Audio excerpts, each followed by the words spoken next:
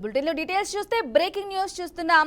చెరువులు నాలలపై ఇల్లు నిర్మించుకున్న వారిలో గుబులు రేపుతోంది. హైడ్రా కూల్చివేతలతో ఆక్రమణదారులు హడలెత్తిపోతున్నారు. తాజాగా హైదరాబాద్లోని దుర్గం చెరువులోని కాలనీలో ప్రస్తుతం ఆ పరిస్థితి కనిపిస్తోంది. ఇటీవల జీహెచ్ఎంసీ అధికారులు 204 ఇళ్లకు నోటీసులు ఇవ్వడంతో బిక్కుబిక్కుమంటున్నారు. నోటీసులు అందుకున్న నిర్మాణాల్లో ముఖ్యమంత్రి సోదరుడు తిరుపతి రెడ్డి, పలువురు ఐఆర్ఎస్ అధికారులు, సినీ రాజకీయ ప్రముఖులు నివసించే భవనాలు ఉన్నట్లుగా తెలుస్తోంది. హైటెక్ సిటీలోని రాయదుర్గ్, మాదాపూర్ గ్రామాల పరిధిలో దుర్గం చెరువు ఉంటుంది. చుట్టూ వేలాది విలాసవంతమైన భవనాలు వెలిశాయి.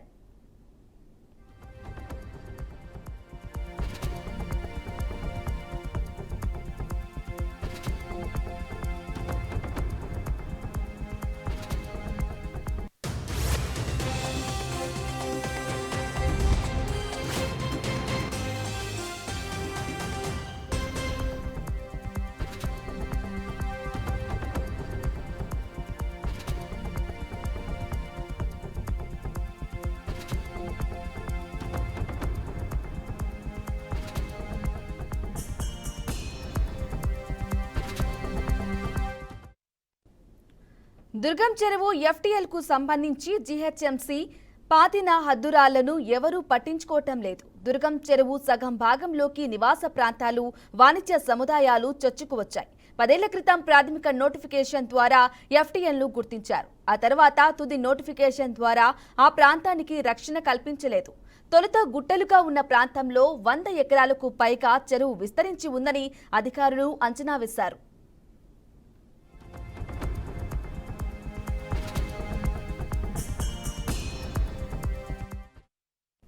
అయితే కొలతల తరువాత దుర్గం చెరువు 84 ఎకరాల్లోనే ఉందని తేల్చారు. నగరం పశ్చిమ భాగంలో అత్యంత ప్రసిద్ధి చెందిన చెరువుగా, సీక్రెట్ లేక్గా దుర్గం చెరువుకు గుర్తింపు ఉంది. అయితే హైటెక్ సిటీ ఏర్పాటు తరువాత క్రమంగా చెరువు చుట్టూ ఆక్రమణలు పెరిగాయి. ఈ ప్రాంతంలో న్యాయమూర్తులు, రాజకీయ నేతలు, ఇంజనీర్లు, ఉన్నతాధికారులు ఇలా ప్రముఖులు నివాసాలను ఏర్పాటు చేసుకోవడంతో క్షేత్రస్థాయి సిబ్బంది కబ్జాల జోలికి వెళ్లలేదని తెలుస్తోంది.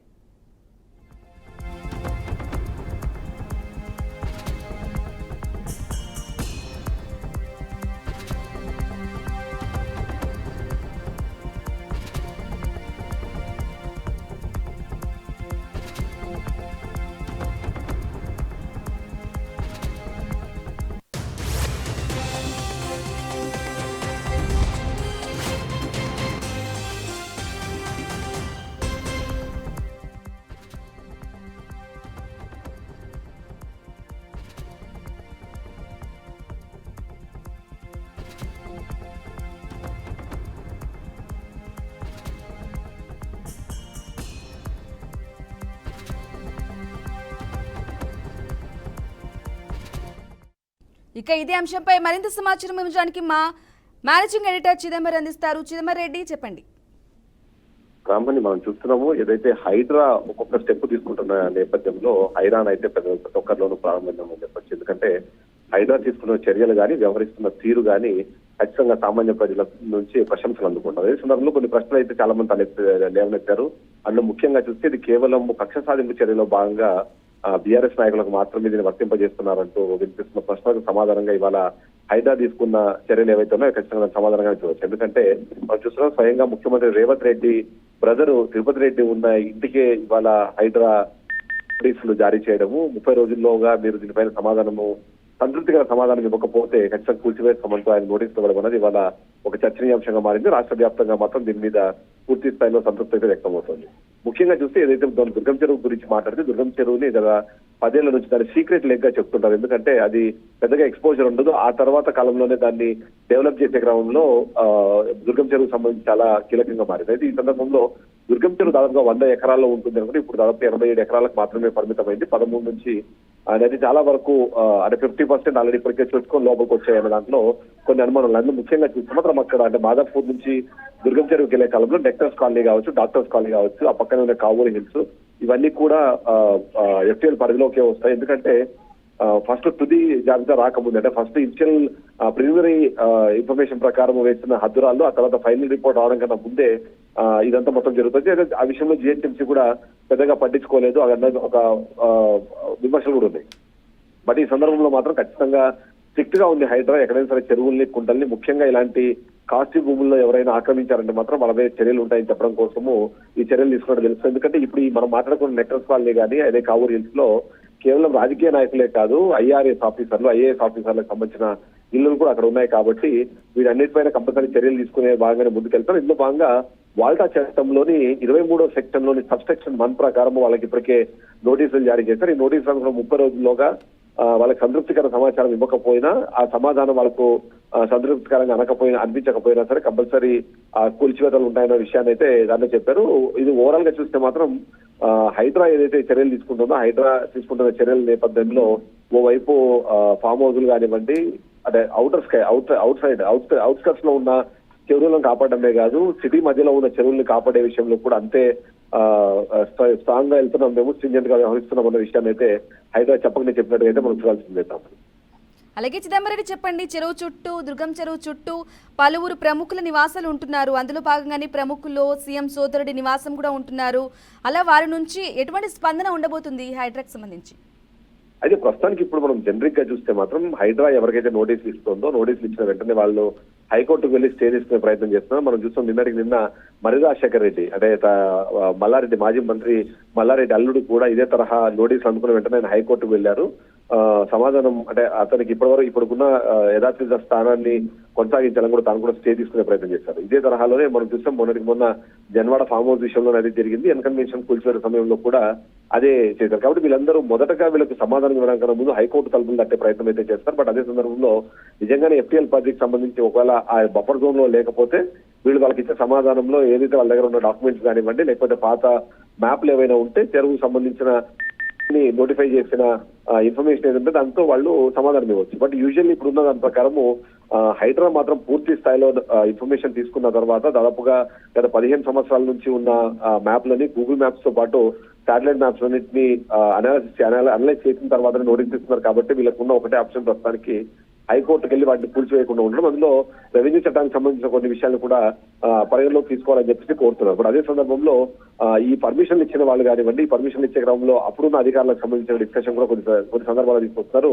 ఇప్పుడు ఇక్కడ మనము ముఖ్యంగా తీసుకోవాల్సింది ఏంటంటే ఐఏఎస్ ఆఫీసర్లు, ఐఆర్ఎస్ ఆఫీసర్లకు సంబంధించిన నివాస ప్రాంతాలు అందులో ఉన్నాయి. చాలా మంది అక్కడ నివసిస్తున్నారు. ఇప్పుడు రాజకీయ నాయకులు ముఖ్యంగా స్వయాన సీఎం రేవంత్ రెడ్డి బ్రదరే అక్కడ నివాసం ఉంటున్న నేపథ్యంలో, అతను అక్కడ ఆఫీస్ కానివ్వండి, అతని రెసిడెన్స్ అక్కడ ఉన్న నేపథ్యంలో ఎలాంటి రెస్పాన్స్ వస్తుందనేది ఒకటి చూడాలి. బట్ ఓవరాల్ గా మాత్రం హైడ్రా వీటిని పట్టించుకోవట్లేదు. హైకోర్టు కూడా దాదాపుగా వాళ్ళకి అంటే హైడ్రాకి అనుకూలంగానే తీర్పులు ఇస్తోంది. స్టేలు ఇచ్చే సందర్భంలో కూడా పాత కేసులు ఏవైనా ఉండి అందులో ఏవైనా టెక్నికల్ అంశాలు ఉంటే తప్ప కొత్తగా వెళ్ళిన వాటి ఏదానికి కానీ మీరు సమాధానం ఇవ్వండి. అంతేకాకుండా హైడ్రా కూడా చాలా క్లియర్ ఇన్స్ట్రక్షన్స్ ఇస్తోంది. యాజ్ పర్ రూల్స్ మాత్రం మీరు వెళ్ళాలి, నోటీస్ ఇవ్వండి, వాళ్ళ దగ్గర నుంచి సమాధానం వచ్చిన తర్వాత సంతృప్తి లేకపోతే వాళ్ళకి దానికి సంబంధించిన ఇన్ఫర్మేషన్ ఇచ్చిన తర్వాత మీరు కూలగొట్టాలి తప్ప బుల్డోజర్లు తీసుకెళ్లిపోయి వితౌట్ ఇన్ఫర్మేషన్ కూర్చోడానికి మీకు అధికారం లేదు అని చెప్పడంతో పాటు జీవో 99 లో ఉన్న క్లాజెస్ కానివ్వండి, రూల్స్ ఖచ్చితంగా మీరు పాటించాల్సిందే అనే విషయాన్ని కూడా స్పష్టం చేస్తుంది. సో ఇప్పుడు ఎవరైతే అక్రమదారులు ఉన్నారో, ఆక్రమిత కట్టడాల్లో నివసిస్తున్నారో వాళ్ళు మాత్రం వాళ్ళకున్న ఓన్లీ ఆప్షన్ హైకోర్టుకి వెళ్ళడమే.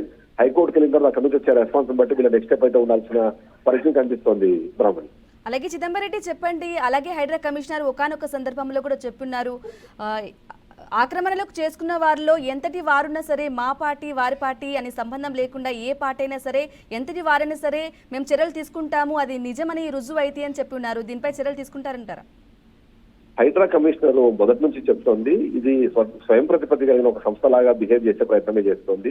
మేబీ దాని చైర్మన్ గా సీఎం ఉండొచ్చు కానీ బట్ సీఎం కూడా ఈ అక్రమ కట్టడాలకు సంబంధించిన విషయంలో చాలా సీరియస్ గా ఉన్నారు. ఆ సీరియస్ గా ఉన్న నేపథ్యంలో మొన్న ప్రెస్ నోట్ లో మనం చూసాం, దాదాపుగా 43.5 ఎకరాల స్థలాన్ని ఇప్పటికే హైడ్రా ఏదైతే ఆక్రమణల నుంచి కాపాడిందని చెప్పడంతో పాటు 18 ప్రాంతాల్లో ఈ కూల్చివేతలు చేశామని చెప్పింది. ఆ కూల్చివేతలకు సంబంధించిన డీటెయిల్స్ రిలీజ్ చేసినప్పుడు కూడా అందులో సామాన్యులకు సంబంధించిన వాడికన్నా ఎవరైతే ఇన్ఫ్లుయెన్షియల్ పర్సన్స్ ఉన్నారో అందులో ముఖ్యంగా చూస్తే మనము కావేరీ సిరీస్ సంబంధించిన ఎండీది ఒక ప్రాపర్టీ ఉంది. అంతేకాకుండా మాజీ కేంద్ర మంత్రి పల్లంరాజుకి సంబంధించిన బ్రదర్ ఒక ప్రాపర్టీ ఉంది.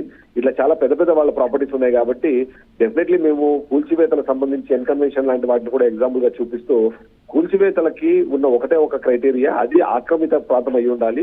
ఆక్రమించి అక్కడ కట్టడాలు కానివ్వండి, అది శాశ్వత కట్టడాలు కావచ్చు, లేకపోతే ఆక్రమించి కాంపౌండ్ వాల్స్ వేయడం అన్న ఒక్కటే ప్రాతిపదిక తప్ప ఆ ఆక్రమణదారులు ఎవరు, ఆక్రమించే ఏ పార్టీలో ఉన్నారు, ఇప్పుడు ఏ పార్టీలో ఉన్నారన్న విషయాన్ని మేము కన్సిడర్ చేయమనే విషయాన్ని సిపి రంగనాథ్ చెప్పారు. బట్ దీనికి కొనసాగింపుగా రేవంత్ రెడ్డి కూడా చాలా మంది ఇదే తరహా అనుమానాలు వ్యక్తం చేసినప్పుడు ఇది కేవలం కక్షపూరితంగా చేస్తున్నారు, రాజకీయ కక్ష లో భాగంగా మాత్రమే మీరు హైడ్రాను ఉపయోగిస్తున్నారన్న ప్రశ్న కూడా తను చాలా క్లియర్ గా చెప్పారు. అది నా పార్టీ అయినా ఒకవేళ నా ఇల్లు ఉన్నా సరే దాన్ని కూల్చివేయడంలో మేము ఎలాంటి వెనక్కి వెళ్ళేది లేదు. ఎందుకంటే ఇది రాష్ట్ర భవిష్యత్తుకు సంబంధించింది. అంతేకాకుండా హైదరాబాద్ నగరానికి సంబంధించిన ఇమేజ్ కి సంబంధించిన ఇష్యూ ఇది. అంతేకాకుండా మనం చూస్తుంటే హైదరాబాద్ అన్నది చాలా బాగా పెరుగుతుంది. ఆ పెరిగే క్రమంలో ఇలాంటి ఆక్రమణలు అవన్నీ ఉన్నప్పుడు ఏంటంటే పర్యావరణ సమతుల్యత దెబ్బతింటుంది. ఆ పర్యావరణ సమతుల్యత దెబ్బతించకూడదు అంటే చెరువుల్ని, కుంటల్ని కాపాడుకోవడంతో పాటు పార్కులను కూడా మనము రిస్టోర్ చేసుకోవాలి. ఏదైతే అర్బనైజ్డ్ ఫారెస్ట్ ఉందో దాన్ని కంపల్సరీ మనము కాపాడుకోవాల్సిందనే విధంగా తను మాట్లాడడం చూస్తే మాత్రం ఖచ్చితంగా ఇక్కడ